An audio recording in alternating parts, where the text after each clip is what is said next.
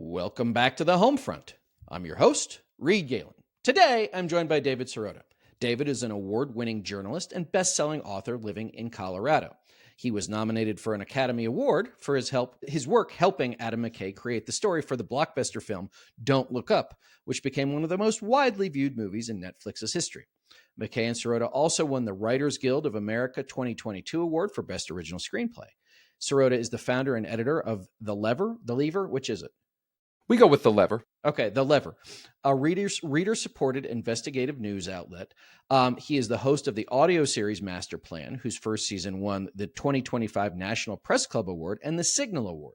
He also created Audible's financial podcast series Meltdown, which was named one of the best podcasts of the year by The Atlantic and Uprocks. He served as Bernie Sanders' presidential speechwriter in 2022. David, there's a lot going on there. Welcome to the show. Thank you. Thanks for having me.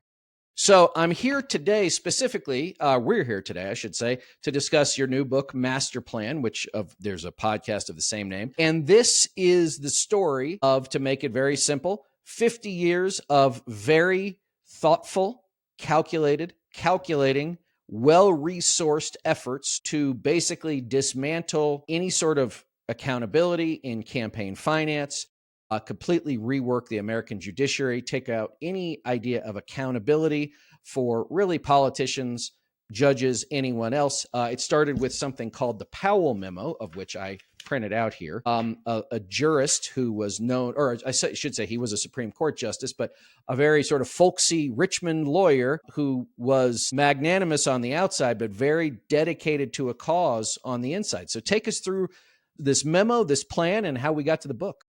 So let's take a journey back to 1971. I'll do the Wayne's World. Okay, so we are back in 1971.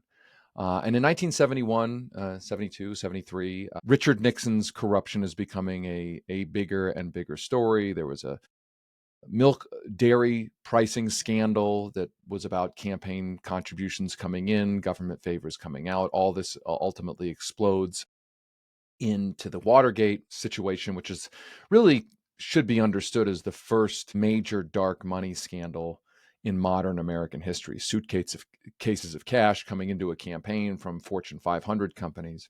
But also at this time, there was a guy named Ralph Nader who was having incredible legislative success in the Congress at passing all sorts of things that corporations and the rich did not like. We're talking about food safety laws, auto safety laws, et cetera, et cetera. And Ralph Nader gets written up in Fortune magazine in 1971 as, the magazine of the corporate elite. He is written up as the sort of the Antichrist, but it's a kind of a glowing profile, right, in that he is succeeding.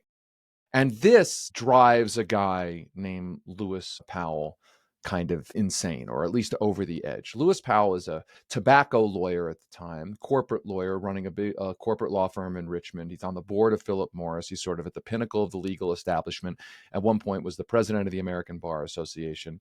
And he's in town in Richmond, and he sees his friend who runs a retail store chain, who happens to be the president of the Chamber of Commerce. And Lewis Powell writes a big memo to the Chamber of Commerce, essentially saying that Ralph Nader and the Naderites represent a threat and an attack on the free market system in America, a threat to the American way of life. And if they're not stopped, America is going to go down the tubes. And that corporations and oligarchs essentially have to spend a lot of money to take over American politics. I take this to be, the way I look at this is, Lewis Powell sees democracy becoming a problem for his ilk, for the corporate powers that be, and says the government is becoming too responsive to what the people want, and this is a problem. And soon after this, Lewis Powell, a few months later, Lewis Powell gets a call from Richard Nixon to be appointed to the Supreme Court. Now, an interesting asterisk here, it's important because I find it's not just interesting, it's more than interesting. Lewis Powell at this point has developed a correspondence with J. Edgar Hoover, because Lewis Powell is giving more and more incendiary speeches to legal groups about the rising tide of alleged socialism, the Naderites, the hippies, et cetera, et cetera. And J. Edgar Hoover's people are in touch with Lewis Powell, asking him supposed communists in the legal profession. This is important because Lewis Powell's memo starts circulating among the corporate elite, but it's not reported in the press. And importantly, the FBI does not forward the Powell memo on to senators who are considering his Supreme Court nomination. And his Supreme Court nomination sails through. It's a Democratic Senate that has already rejected Nixon's appointees.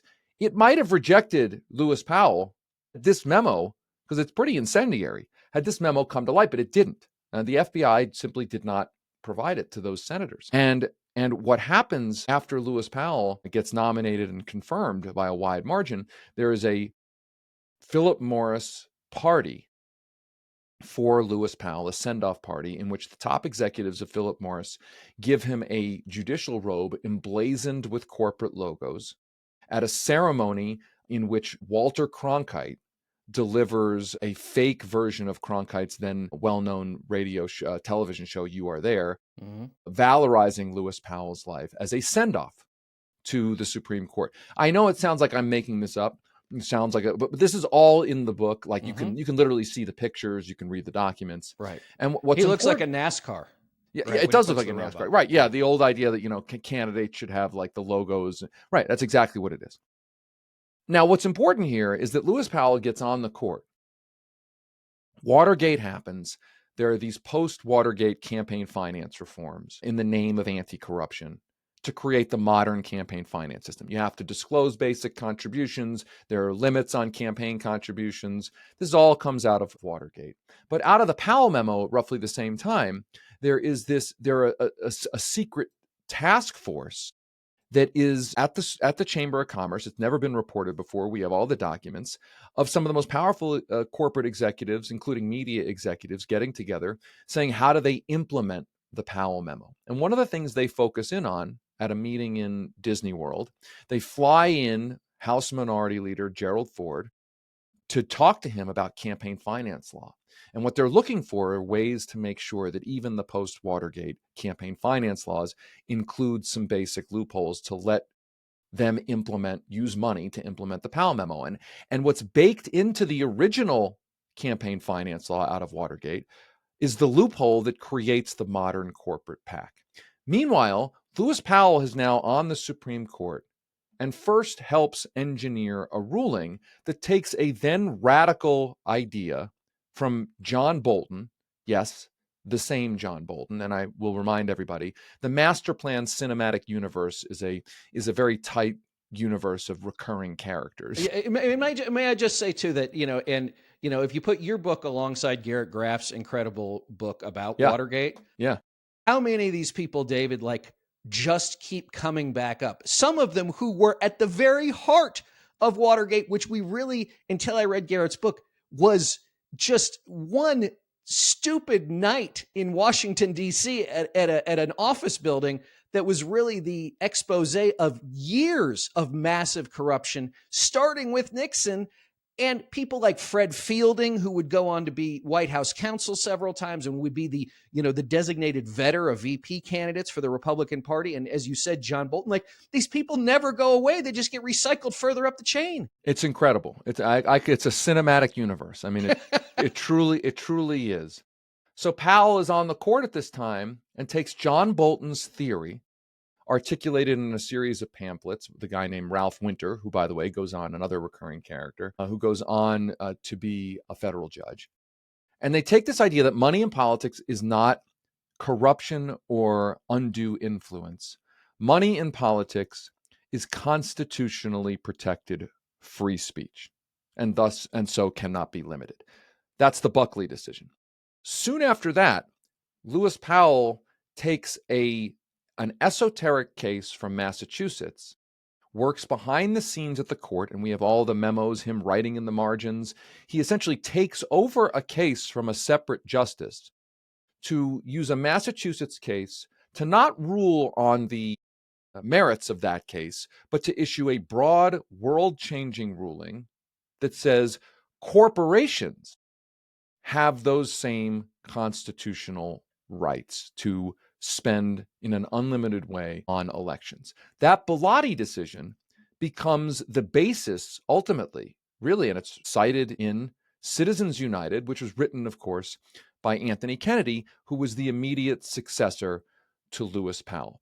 So there's a through line here, and there's a lot more details that we could go into, of the people who believed that the government was becoming more democratic, too democratic, small d Democratic. Yeah, right. not Democratic Party, like too responsive to the public.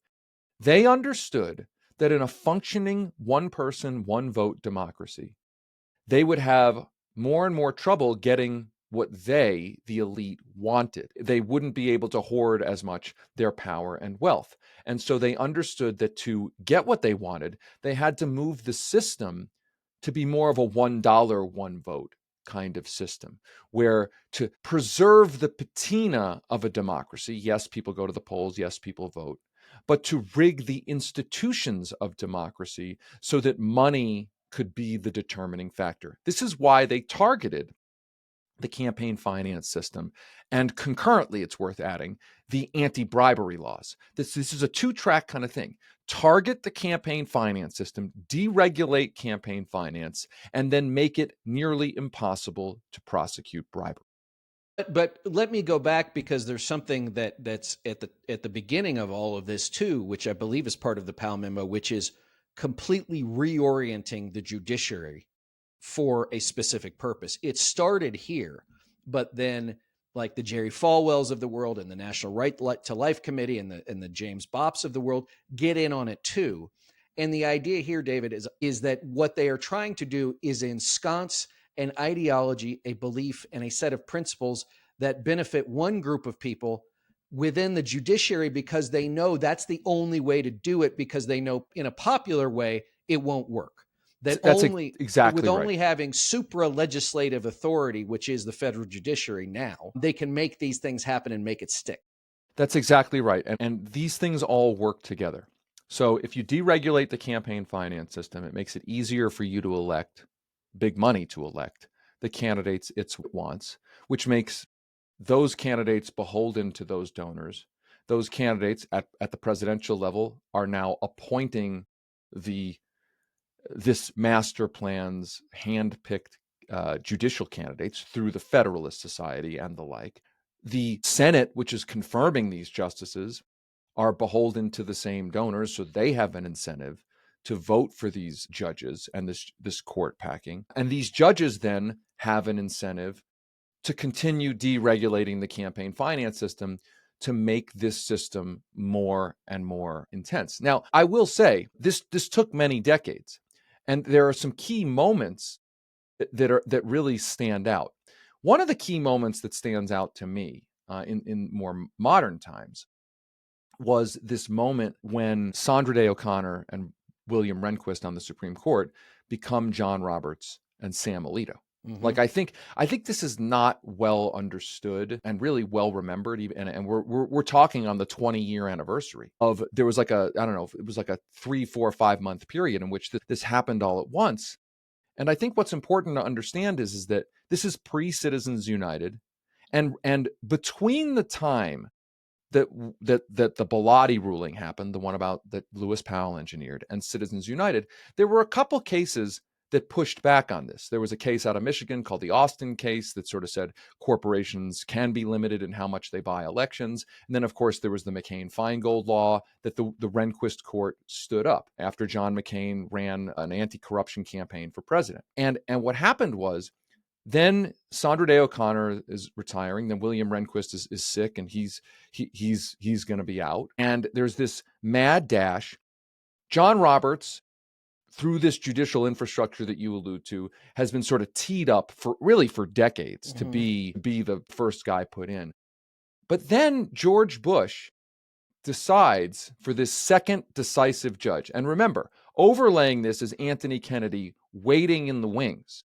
He's been dissenting in these campaign finance cases, saying that he wants to push it towards the Citizens United paradigm, but he doesn't have the votes. And as I'm sorry to interrupt, but also as a good reminder, Kennedy, which I did not know until I read this, David, was a lawyer and a lobbyist in Sacramento. Right. So he had been the bag man for God knows how many corporate clients for years before he is then elevated to the federal bench. Exactly. So he comes to it out of the influence peddling industry, right? So he comes to all this and he's waiting. He doesn't have the votes yet. Then you have this situation where the big moment for the conservative movement. We have not one, but two judges to shift this court.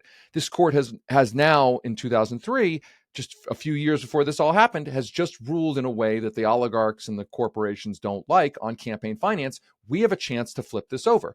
Roberts, okay, that's our Federalist Society guy. And then George Bush decides to not nominate a Federalist Society person, but he nominates Harriet Miers. Now, just as a full disclosure, like I worked for George Bush. I knew all of these people, and I knew Harriet for years. Yeah, right. So you know this, you know that. I mean, it's an incredible story. And there's incredible stuff in our book that I didn't even know about how Brett Kavanaugh was working in Harriet Miers' office when she was White House counsel. Staff secretary too, yes. And he was working against her Supreme Court nomination. Like, we have in emails from Brett Kavanaugh, right? Brett Kavanaugh is a movement conservative with the sort of Federalist Society crowd. Bush decides to nominate Miers. This is seen as a betrayal of the master plan infrastructure that's been built. Not because Harriet Miers, as you well know, not because she's like some liberal, but because she's from kind of outside of that system. They don't know what to expect of her. And the conservative movement has this foundational story of no more David Souters. They just don't want any more unknowns. David Souter was the George H.W. Bush appointed judge who became more liberal, was not a conservative. This is seen as a cautionary tale. Bush nominates Miers. And George H.W. Bush himself, never a darling of the conservative. Absolutely. So Kavanaugh is in the office. He's the kind of liaison between that office and the Federalist Society types. He's working against his own boss's nomination to the Supreme Court. That's in emails. That's in the book. And this was, to me, a pivot point. And you could tell me if you think I'm wrong, but I see it from the outside and reading the emails as this is a moment where the conservative infrastructure that's been built to pack the courts had to make a decision that they hadn't had to make ever before, which is, do we go to war with our own Republican Party's president, or do we just go along? And you go back and you read the news coverage, and there are people like Leonard Leo for like a few weeks are sort of like iffy. They don't know kind of what to do. Like, they're nervous to like really have a war with a Republican president who's delivered a lot for them. And finally they decide, that's it. We're going to tank her nomination. And they successfully tank her nomination. The nomination is withdrawn.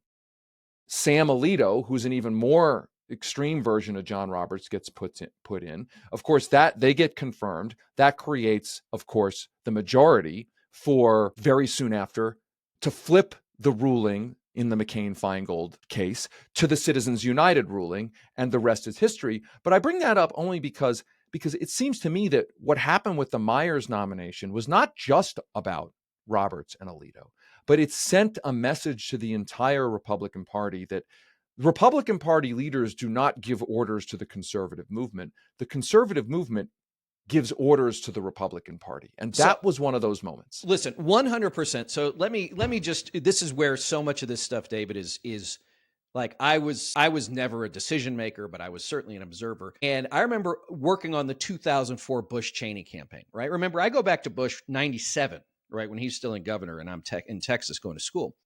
And we're sitting in the big conference room, and we're all like, we all feel very good about ourselves. And there's one guy in that room, and his guy's name is Gary, right? And Gary is the liaison to the social conservatives, right? Now, none of us are really social conservatives. And I don't think Bush was ever really an ideologue, right? Like, I think he believed it probably from a faith perspective, but like, it wasn't something that like he went to bed on. That's not like what he woke up in the morning, right? Exactly. Thinking about. Yeah. And the mistake that I made, and that we all made, to your point, was that we thought that Gary was the lone man in that room with us, when it turned out we were in the cage with him. Mm-hmm. Right. And we thought, oh, they don't have any place else to go. Mm-hmm. Right. They have to come with us. And what you saw was that was not true. And then one other piece to take it to the logistical, you mentioned Progress for America and Brian McCabe. I mean, I did work for DCI Group, all of that astroturfing stuff. Like, that was good money in the 2000s. That was really good money. right? And it wasn't very hard, and they were throwing it at you to get it done, whatever the thing was. So I have a question for you, if I Mhm. may. Uh, you know, what I wonder is, do you think, whether it's you personally or whether others, do people, like, I trace what we're living through now in part to what happened back then. And some people who worked in the Bush administration who helped put John Roberts on the court. I mean, Steve Schmidt, I think, ran either the Roberts Both of them. campaign He and ran or the both of them. Alito Yeah. campaign. Right. Okay. And his home office, he used to have the Senate votes hanging on the wall. I doubt he has those anymore. Right. And I think my question is, like, part of, like, I'm split on this, and I'm glad we're talking, because I find myself debating myself on this. There's like half of me that's like, more than half, that's like, look, I'm glad anybody is here now and being like, okay, that was bad.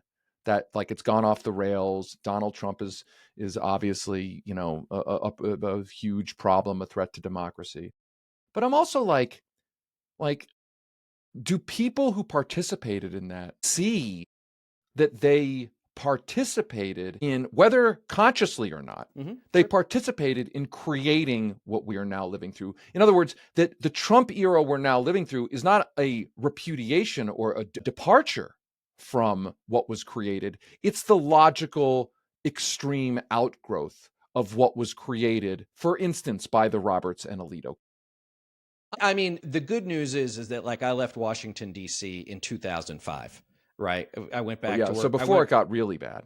Yeah, in March of 2005, after the second inaugural, right? And I went back for a brief time in 2007 to work for Senator McCain. And so what I would say is this, is like, as soon as I got to California, I was like, it was like literally breaking outside the bubble, right?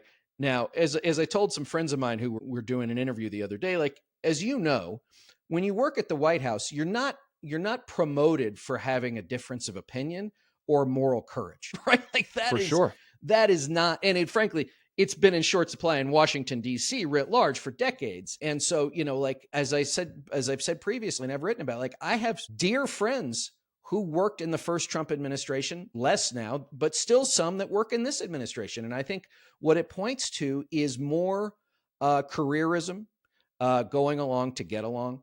Again, I'm not an ideologue. I never was. George Bush was the guy I started working for in college, right? I'd be lying if I said that, I spent 10 weeks in Crawford, Texas in 2002 as an advance man. I'd be lying if I said that, like, we didn't drive through the hills outside of Waco, like, with Toby Keith, music blaring from our speakers. Like, we were conquering heroes. It was a very specific time. And again, I'm 25. I don't know anything about the Supreme Court, nor do I care. And so I think that, there's a part of it where, like, you take a Bolton. Like, Bolton's always known what he was doing, right? Totally. Like, he had it. Like, I was like, okay, like, sure. What, I I mean, I don't guess know. what I hope is that the people who have who, again, knowingly or unknowingly, Mhm. consciously or not consciously, knowing now from, the 2020 hindsight, I want, I remember those years as, I mean, I was working on Capitol Hill, or during and after 9/11, and I remember the Bush years as, from my perspective, they were a terrible and dark time, and I think they sowed the seeds of a lot of what we're living through. And I'm glad that some people who were there are now like, okay, this has gotten off the rails.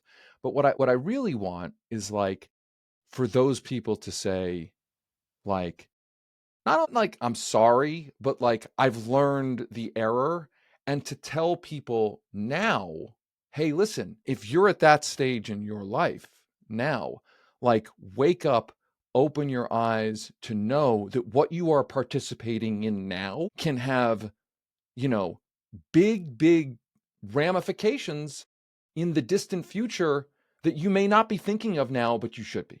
So let me say this. Yes, and I would say that if there's one thing that, and this is ideological, logistical, and financial, was the Bush years were the years where the Republican Party, the Leonard Leos, all of those people, right? All of the big finance guys figured out how to create the methods of control where Rove figured out how to make sure that not only was the Bush administration, from the White House to the lowest Schedule C in an agency somewhere in line, but also, excuse me, that Republican congressional leaders were always going to be in line. That whatever the White House wanted, that's what the Republican members of Congress were going to do, whether or not it was Dick Armey, Dennis Hastert, Tom DeLay, right? Like whoever it was, right? Nobody ever thought that like Dennis Hastert was in charge of the U.S. House of Representatives, right? It was I remember DeLay, it. I was there, right? right? And it was DeLay and Armey, right? Yep. They were both Texas guys. They were going to do whatever it took. I don't think Bush cared that much, to be honest with you. Like on a day by day basis, I think he just assumed they did what he told them, or what he said they should do, or what all of the guys in what's now the former East Wing and Legislative Affairs, who were all former corporate lobbyists, right? Like told them what they should do. Like they were going to do that. Carl had laid out a plan. I'm sure he was familiar with many of these people. So yeah, like I do think that it was a very specific time. I would say that what I see now, though, David, is that yes, what the Bush administration did as far as those PowerPoints, and I say not like presentations, but the points of power, right, and money to achieve a specific end. Let's not forget a Mitch McConnell in there as well, that the Democratic Party doesn't have as much responsibility. But again, if you mentioned like different tracks of this. So if the Powell memo led to all of these pieces in a declining campaign finance state, then a neoliberal thought process was in parallel that the corporations were taking advantage of as all of these things got stripped away, if that makes sense. I mean, absolutely. I mean, look, the Democrats' choice was essentially to abandon the New Deal, was to abandon the sort of economic populist grounding of the New Deal in an attempt to compete with Republicans inside of essentially a deregulated campaign finance system, the sort of legalized system of bribery. The theory was, this is from the DLC, Tony Coelho to Rahm Emanuel. Frankly, it coursed through the Obama administration as well. For sure. Yeah. This idea that we can't actually combat corporate and oligarch power. We have to appease it, and in some cases work with it and embrace it, because that's the only politics that will work, and that's the politics that we can raise our own money off of. So I do think there is like a absolute collusion here.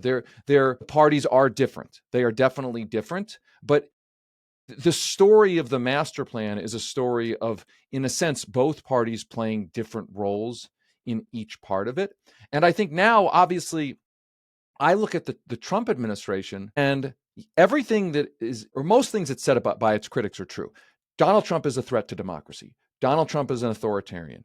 Donald Trump and his operation is absurdly corrupt. But to me, it's an outgrowth, a symptom, a cartoonish representation of the democracy crisis that has unfolded over 50 years. I mean, I make this joke to some 100%. Friends. I'm like, you don't like the corruption that's going on now.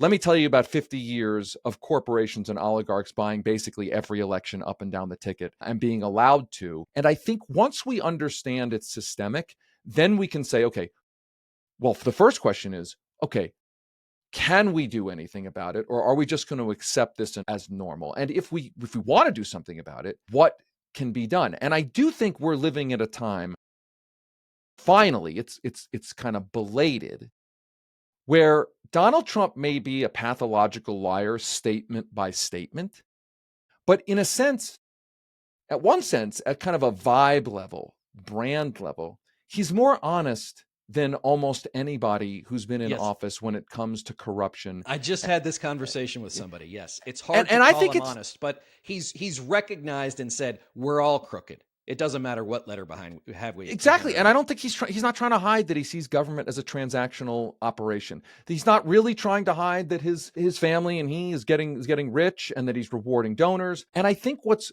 I guess good about that is that you and I lived through the era, and we worked in politics in the era where things were really corrupt, but there was still the sort of veneer of like things are not corrupt, right? No, that's not really corrupt. Yeah, donors maybe buy access, but they don't really buy votes, and people aren't explicitly enriching themselves. Like there was this sort of like veneer of it's only soft corruption.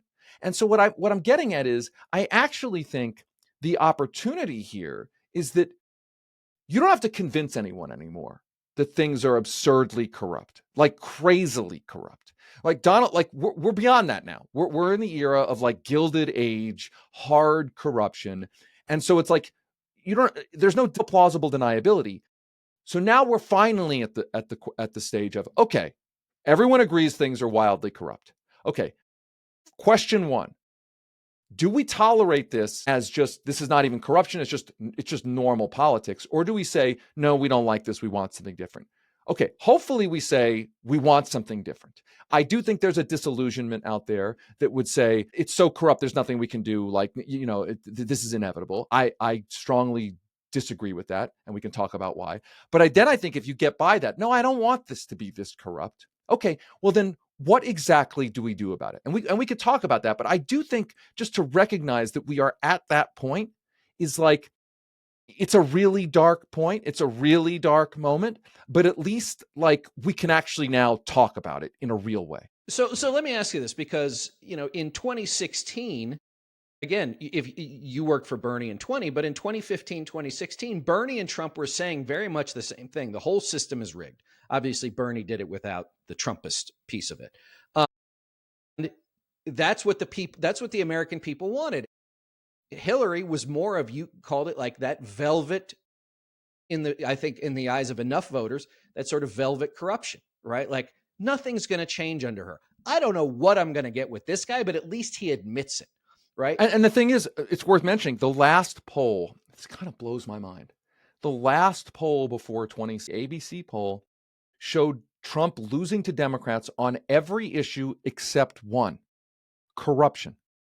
And here's what's even crazier. The last Reuters poll showed that the Republicans today, now, I'm talking like now in the present, have a similar 2016 lead on the question of who do you trust to combat corruption. Now, I think there's a little bit of like, what does corruption mean? All that, like that's all true. But I do think like the public keeps voting for who it sees as most willing to, I guess, sort of throw a wrench into the system. And Right. that's where we still are.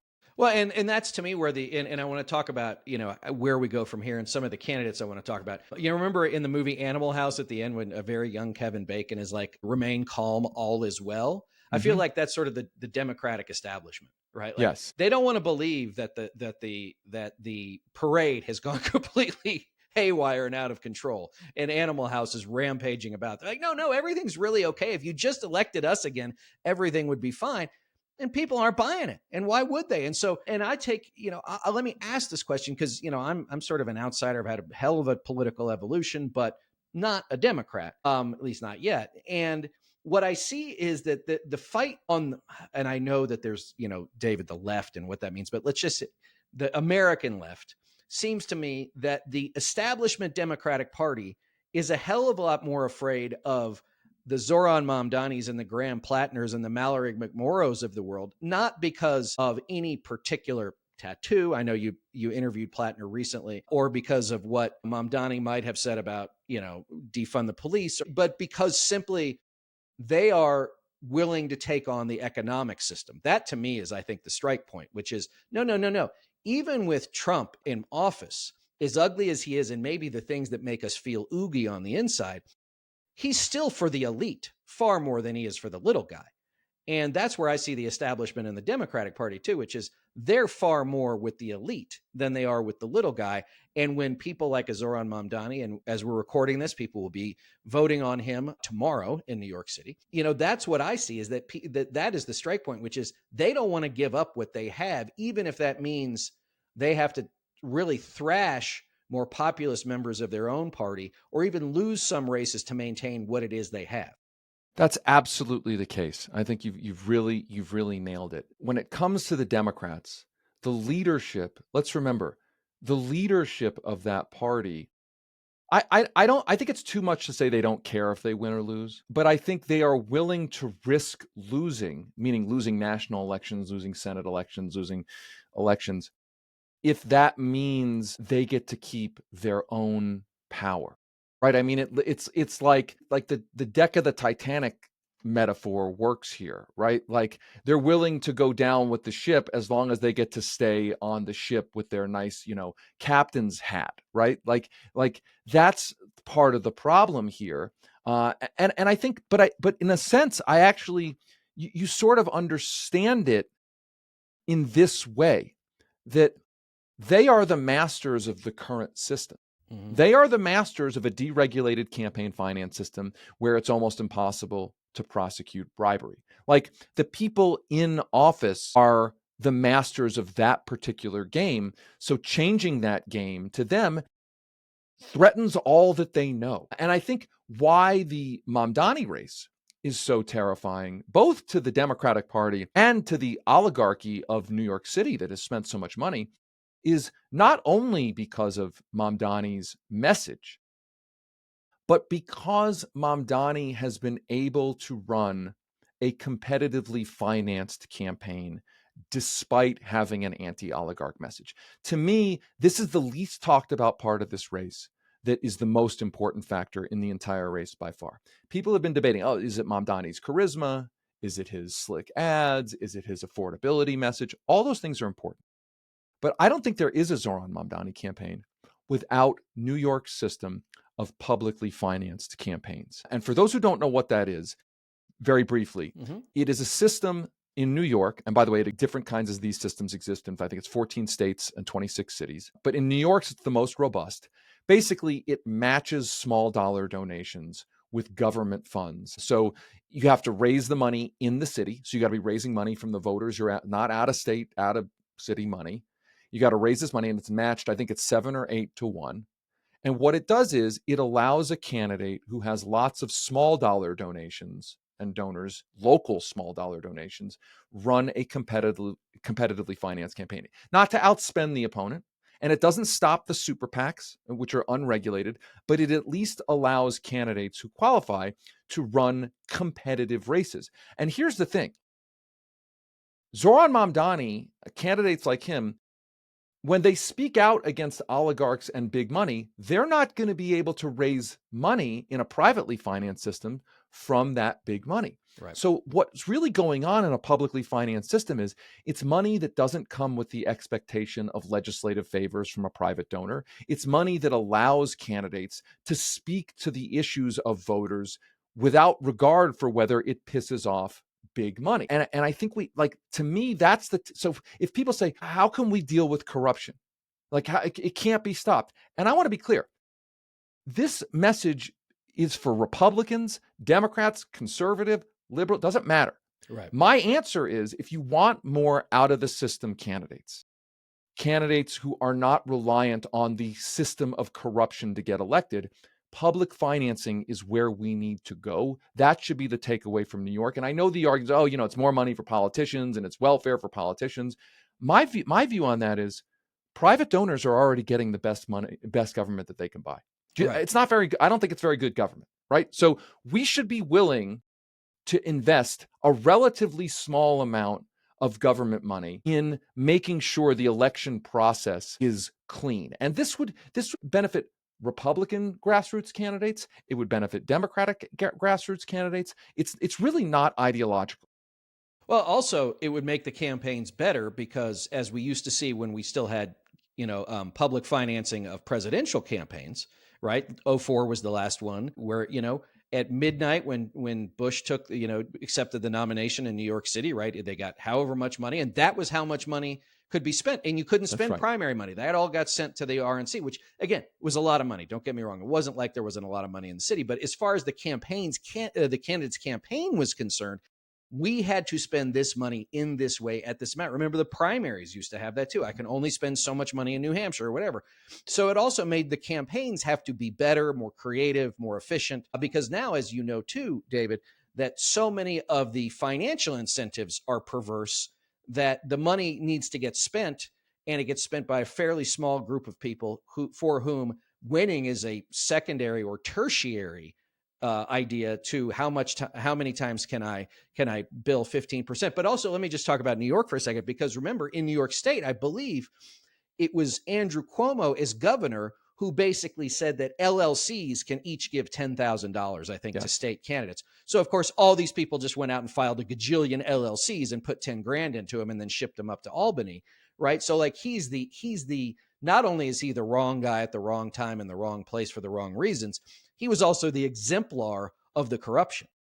Absolutely. And ultimately they overcame him, and they now have a state public financing system for Albany. And I look at that and I say, you know, if the home of Tammany Hall and the home of Albany, which is the most corrupt, has been the most corrupt state capital in America, can actually start combating this problem, I look at that and I say we need a much more serious focus on that. And I think there are other ways to get around Citizens United as well. I mean, I feel like when I talk about this, the first thing people say is, yeah, everything's corrupt, but there's nothing we can do. I look out at Montana, and we've been reporting on this. Montana, where I used to live and I used to work in politics there, Montana has a ballot measure going up right now. They're fighting over it, collecting signatures and the like. And what's interesting is they take a look at the Citizens United ruling, and they go to the heart of it, right? Corporations being treated as people, right? This is this sort of sacrosanct idea. Mitt Romney said corporations are people, my friend. And we presume that it's baked into the law. But here's the thing. The Supreme Court's campaign finance precedents on all this are based on the fact that states treat corporations as people. Corporations are artificial entities of state law. That is sacrosanct in the law. The Supreme Court has upheld that for hundreds of years. So when the Supreme Court is ruling as if corporations are people, they are predicating those rulings on states treat corporations as people, therefore we in federal court will treat corporations as people. But the point is that states only started doing that about 100 years ago. And before that, they didn't. States would create corporations and they would give them missions. And they would say, the corporation is chartered to do this, this, and this. It cannot do this, this, and this. The idea being that there's an exchange here. When you become a corporation, you get a privilege, right? You get the privilege, for instance, of limited liability. If the corporation goes bankrupt, it doesn't necessarily mean you and your own personal family are thrown out of your house and you are bankrupt. That is a big privilege. And with great powers used to come great responsibility, right? Like you can only do this, you can only do this, you can't do this. Point is, in Montana, they have a ballot measure to say, okay, here's what we're going to do. Corporations in our state and out-of-state corporations operating in our state, they have all the powers they currently have except one power. The one power we are not granting them anymore is the power to spend in elections. And this is using the Supreme Court's own precedent, longtime precedent, to say, hey, we can actually do something about Citizens United. And the nice thing about this idea is that you don't have to wait for all the other 50 states to do anything. You can start solving the problem, and it's not a perfect solution, but you can start doing this kind of thing inside of your state and have it make a real impact in the elections and politics of your state. So I say, use that as an example to say, as much as reporting this book is about the immersion of our politics and the master plan to immerse our politics in corruption and how demoralizing that is, this book is also about there are ways that this can be pushed back.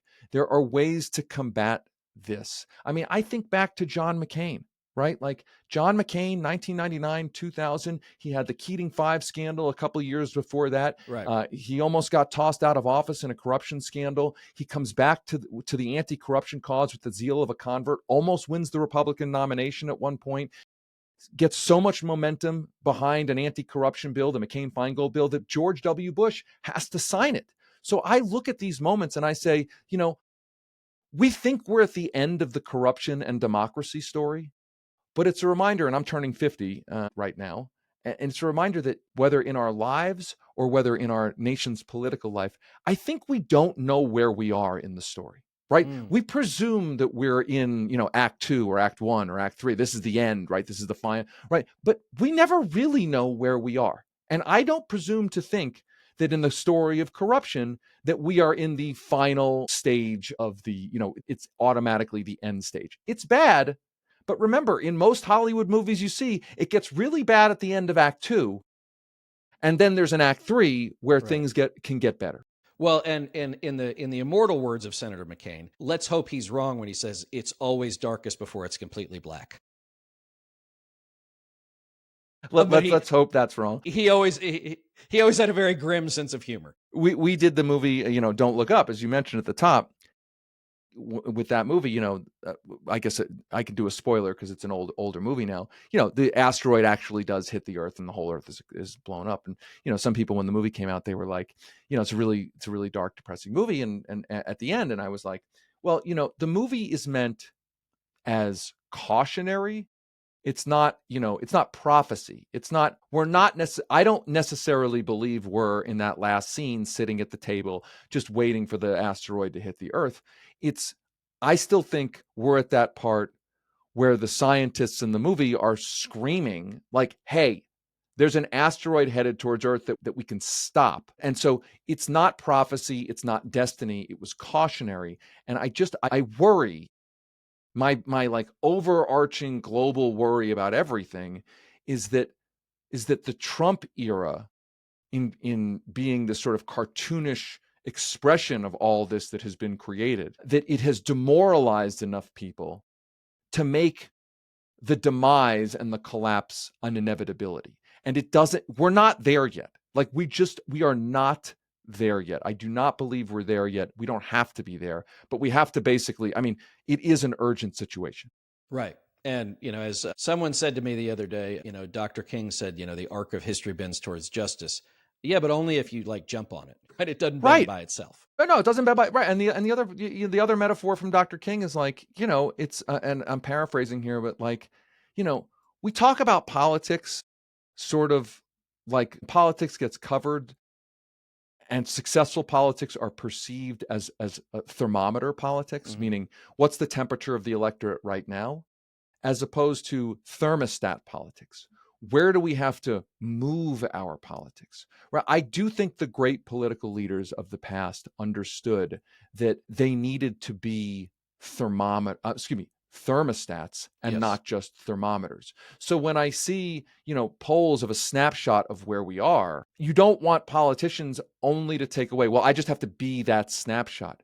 You need political leadership and political movements that say, we have to make our arguments. We have to change political opinion. I think of this story, I don't know if it's an apocryphal story or not, but I think about this story about Ronald Reagan, where, and by the way, there's a similar story with John McCain, where Reagan, when he was running for governor, he focused his gubernatorial campaign in part on, frankly, berating out-of-control student protests, or at least what he called out-of-control student protests. And apparently the story goes that his campaign consultants were like, nobody cares about this. It's not an issue at the polls. And he was like, I think I can make it.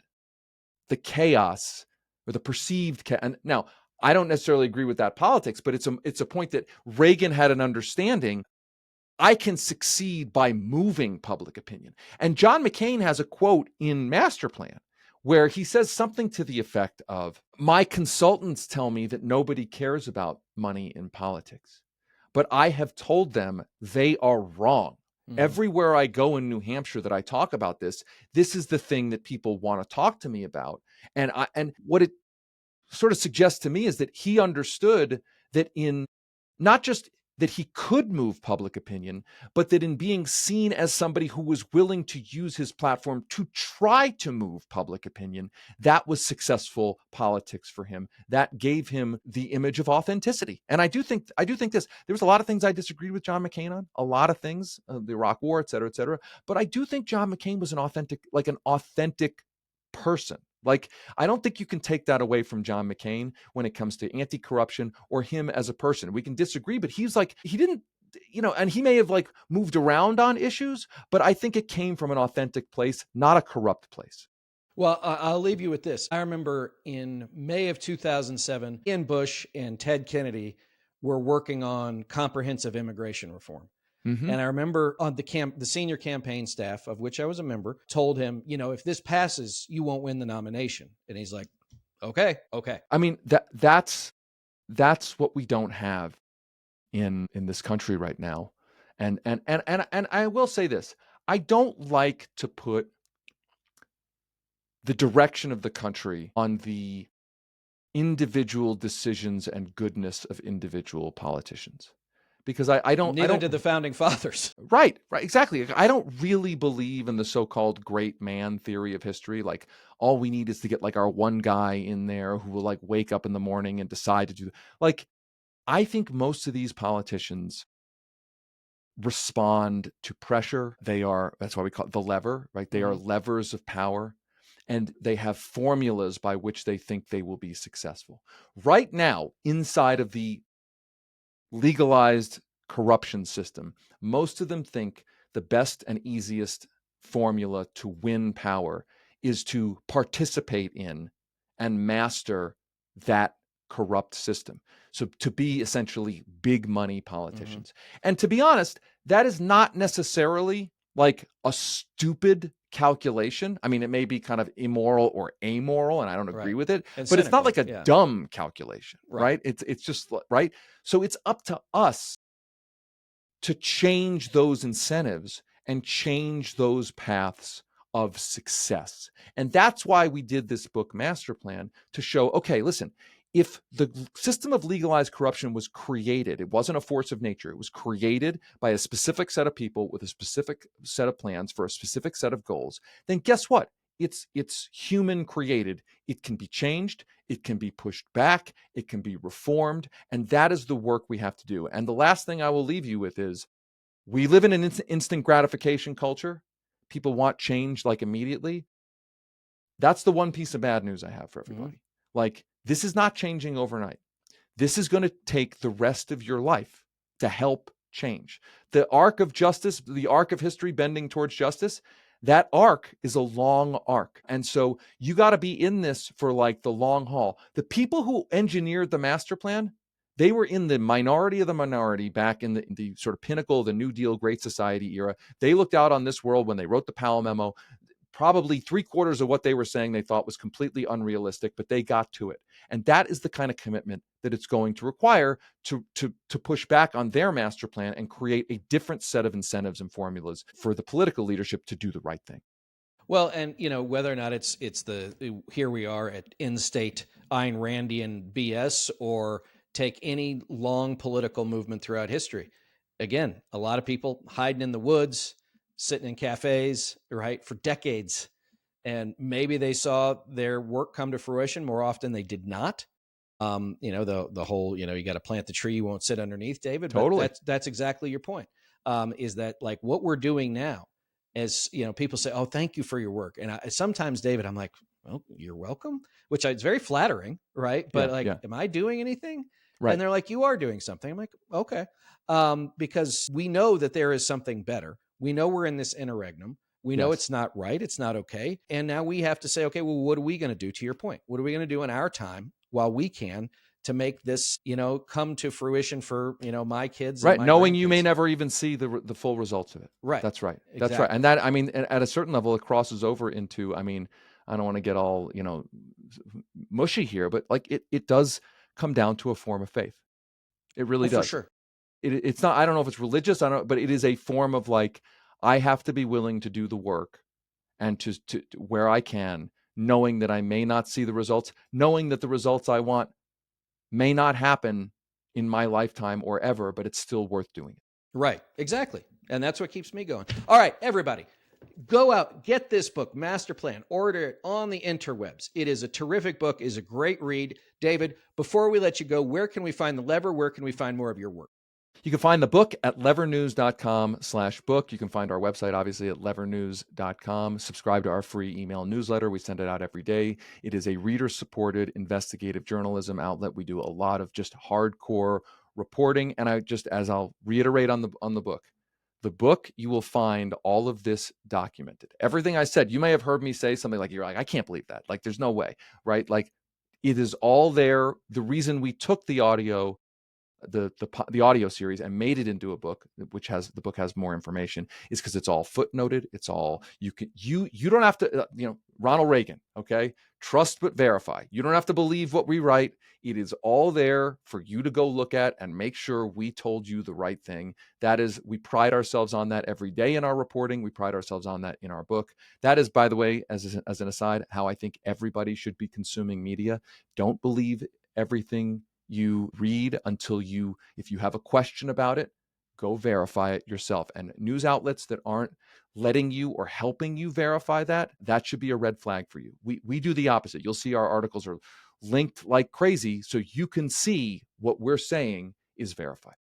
Well, and if you're not going to take David's work and his team's work at footnotes, just take my experience, which is I lived through a lot of this. So I've seen it up close and personal. I know a lot of the people who were involved in it. So yes, everything in the book is accurate. As always, gang, you can find me on all the social medias at Reed Galen, Threads and Instagram at Reed_Galen USA, and over at Substack on the home front. David Sirota, thank you for joining me. Thank you. Thanks so much for having me. I really appreciate it.